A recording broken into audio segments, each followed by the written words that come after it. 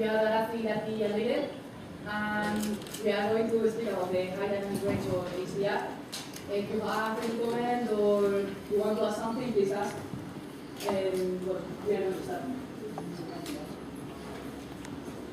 The high dynamic range imaging, HDRI or HDR, is a set of techniques used in imaging and photography to reproduce a better dynamic range of luminosity than possible using standard digital imaging and photographic techniques. Thanks to this, images range of luminance is more similar to the human size.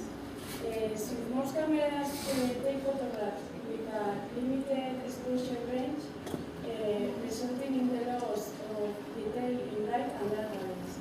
Well, as you can see in the presentation, we have 4 different images, and in the first image, the photographer has used a high exposure range, so the image is very bright, and in the other ones, the exposure value is lower, so we can appreciate better all the details of the elements and the letters in the images.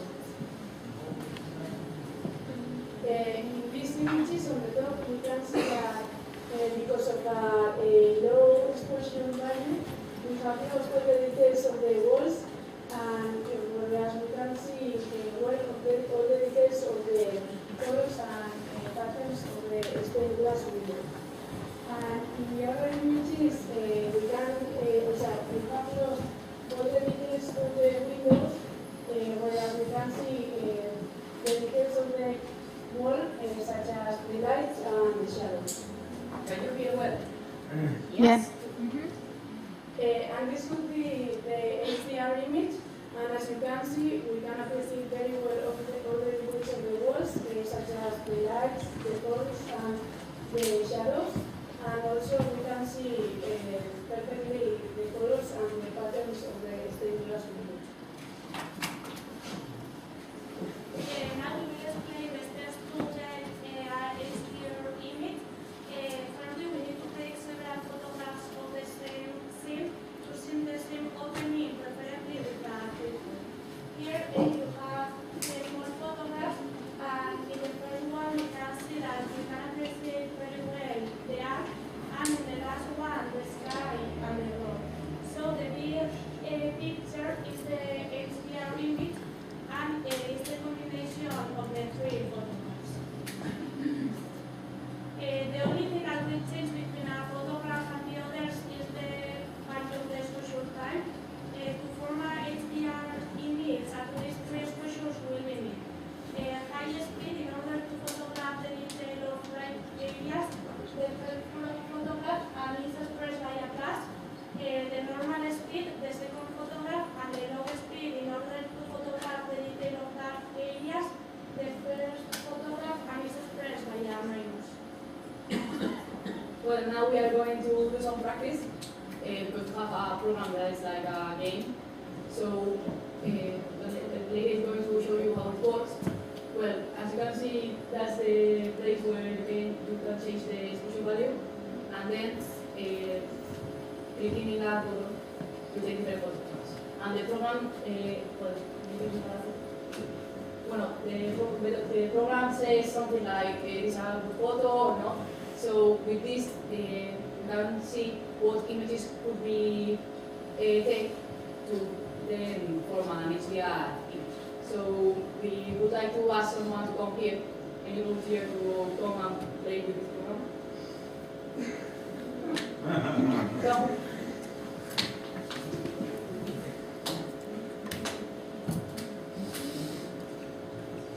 I'm not.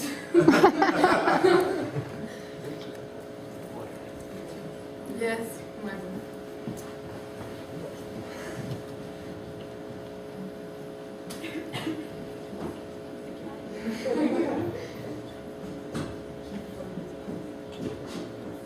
We have 2 different sceneries. We have this one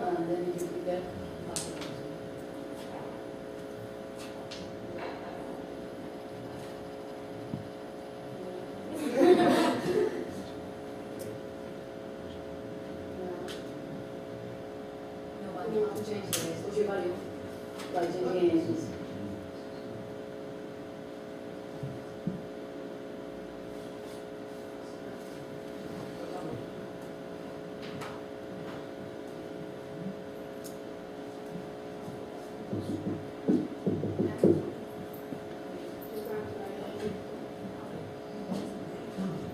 I think that you have had good luck because I think it's the best of the promises that that's the best. Okay. Yes. Thank you. Anyone that wants to come here and try? No one. And this is another example. And you can see 5 different photographs with 5 different exposure values. And if the exposure value is low, you can see that you can appreciate very well the details of the doll. And if you increase the exposure value, we can appreciate better the shelf and the books inside. And here you have the opportunity to see how to change the exposure value in your cameras.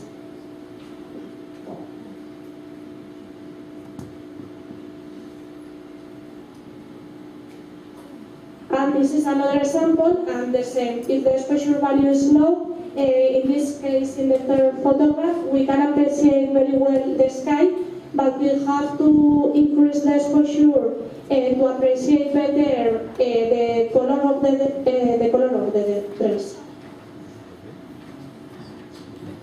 Well, now we are going to speak about how to create high dynamic range photographs, and we can use 2 different ways. The first one is using different softwares, and well, you have here a big list and also in your notes of different softwares that can be used to make a HDR image. So, well, different softwares, as it says there, different softwares can be used and to get a unique HDR image. And then you have the image where you can see one of the programs. And I don't know what program do you use. Maybe someone wants to make a comment on the program they use or something like that, or say why they use it. I don't know. Anna. Please, for example. No. Do you create HDR photographs?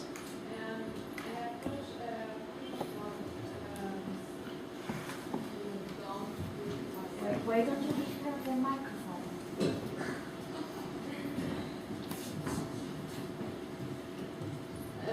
We have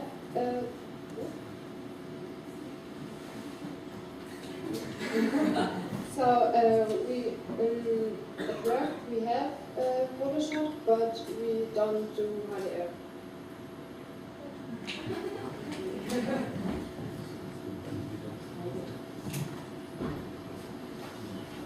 well, and the other one is directly with the camera. Different cameras take different a different number of photographs, and what the camera does is it takes the different photographs, at least 3 as Lynn has said before, and then the camera automatically merges together the photographs taken with different exposure values, so we can get a high dynamic range photograph. And then you can see a GIF that is like, no, it's okay. That you see how to choose the HDR mode in a camera.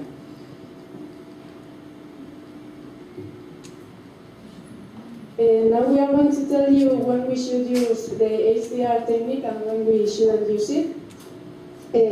Firstly, we should use the HDR technique to take photos to landscapes. Big landscape photos usually have a lot of contrast between land and the sky, so which is difficult for the camera to deal with in just one photo.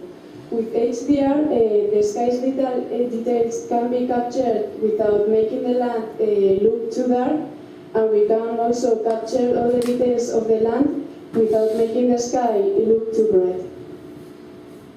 And here you have the samples.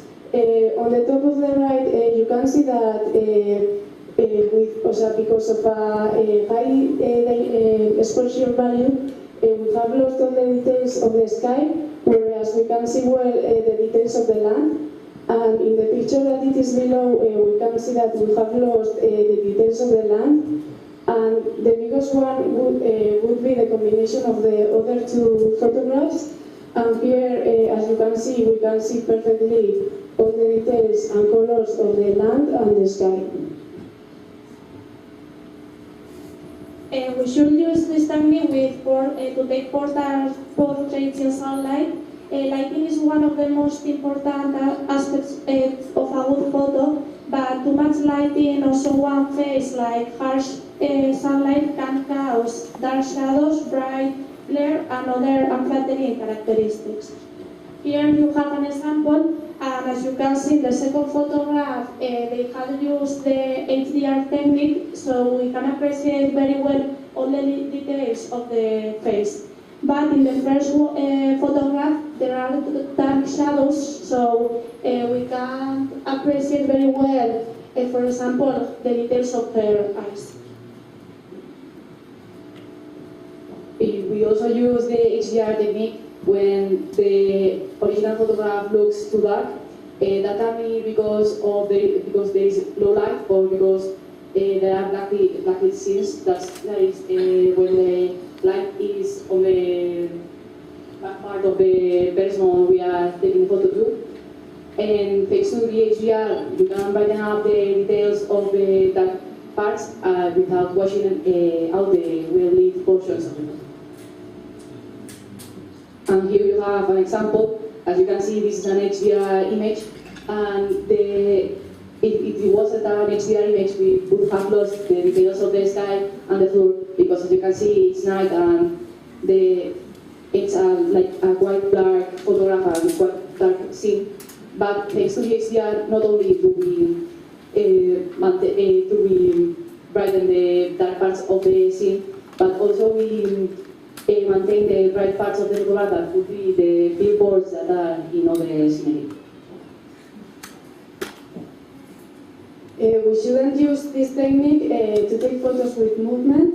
If any of the subjects is moving or might move, HDR increases the chance of a blurry photo.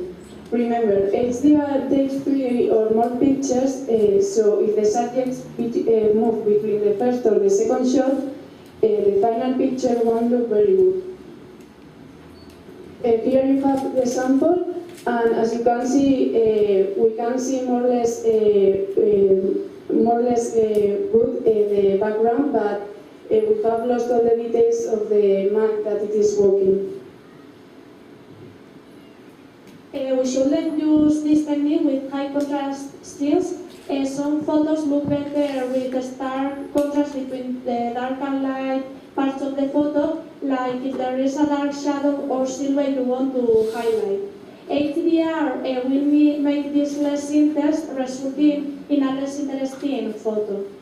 And here you have an example, and if in this case we use the HDR technique, the photograph will be less interesting, because we will appreciate better the details of the landscape and the person, so it will lose the dramatic aspect that it has.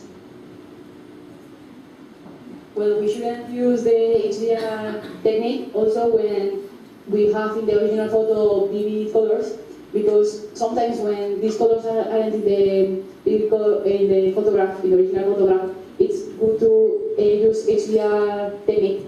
But if we are already dealing with that vivid colors, if we use HDR, we could wash the amount. We don't have an example of this, so we are going to comment on other examples that are HDR images. Well, as you can see in this picture, it is an HDR image, and we can appreciate very well the colors and the clouds, and also we can see very well the structure of the Eiffel Tower. This is another example, and as Garanti says, we can appreciate very well all the details of the photograph, as the bridge, the sky, the people, the river, everything. This is another one. If it wasn't an HDR image, we wouldn't have the details of the river. We only could see the bright parts that is the building's lights. But thanks to the HDR technique, we can also appreciate the river and its details. Well, on the top of these photographs, you can see that in the presentation there is the same photograph, but it is taken with different exposure values. On the top, we can see that the photographer has used a low exposure value, so the image is very dark. And then it is increasing the exposure value, and the last one, it is with a high exposure value, so it is too bright. And the one that it is on the right, this one, would be the HDR image, and it would be the combination of all those photos. And here we can say that we can see perfectly all the details of the sky, the sea, and the buildings. The thing is that this would be the HDR image, but that is after processing. This is another example, and as you can see, we have 9 photographs of the same scene, but we change the exposure value. So, as we said before, if the exposure value is low, we can appreciate very well the dark areas, and when we increase the bright areas. So the big picture is the combination of the 9 photographs, and it is the HDR image. Well, this is here you haven't got the HDR image, is the next one. But as you can see, here we have 4 photographs of the same place, but again with different exposure values. In the first one, the one that has exposure value of +4, we can appreciate the details of the sky, but not the details of the building. And as we decrease the exposure value, we get over details. We lost the details of the sky, but we are getting, for example, the details of the building.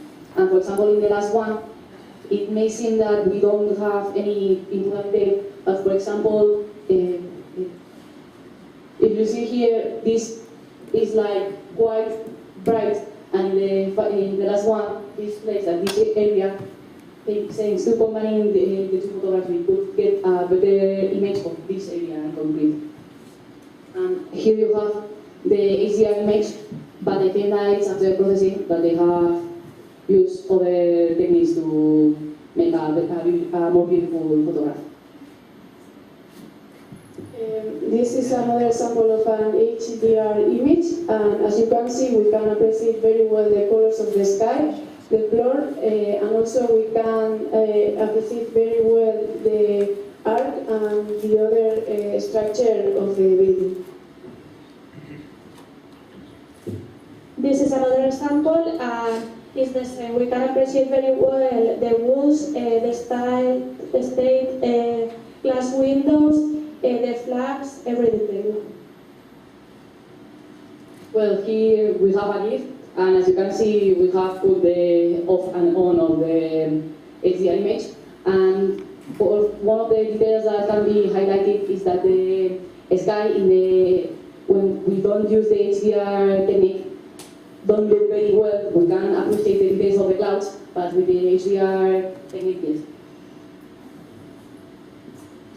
Here also you can see the difference between an image with the HDR technique and the image that hasn't this technique. And in the one that it has it, you can see that the colors we can. Back.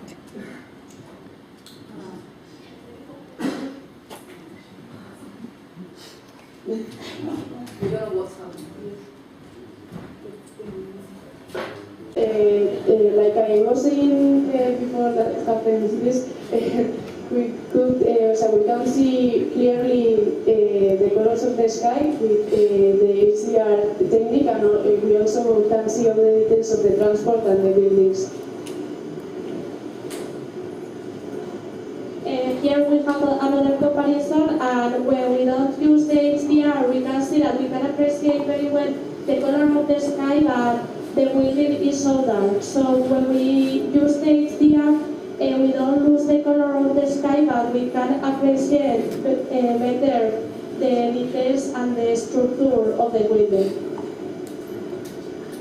Well, and this is the last example, but as you can see, there are a lot of examples, and well, we are going to leave it a minute or something, because as you can see, there are more than one, so you can see what's the difference between the HDR and the normal one. So when you finish looking at it, we will go on.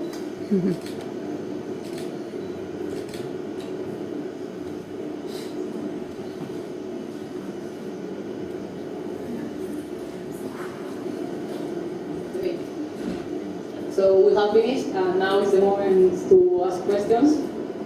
I don't know if someone has any question.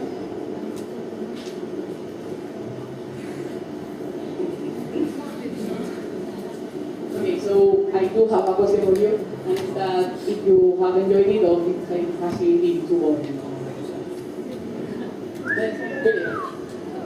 The perfect moment was when the presentation went out. That's it. Thank you for listening.